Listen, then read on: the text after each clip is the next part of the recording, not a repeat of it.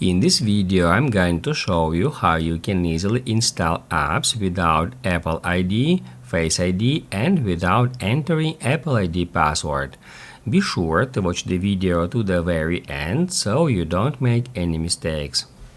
Let's get started, guys, and first off you need to head over to settings, and then once you are at settings, just stop right here at screen time and then get into content and privacy restrictions.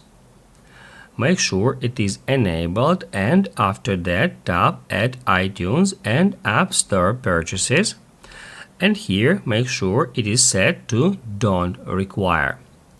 Once it is done, go back to settings, scroll down to Face ID and passcode, enter screen time passcode if it is set on your device, and that's where we need to turn off iTunes and App Store.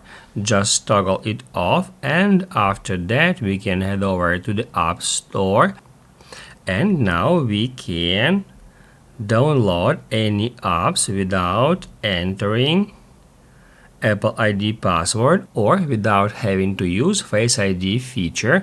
All we have to do is just hit install.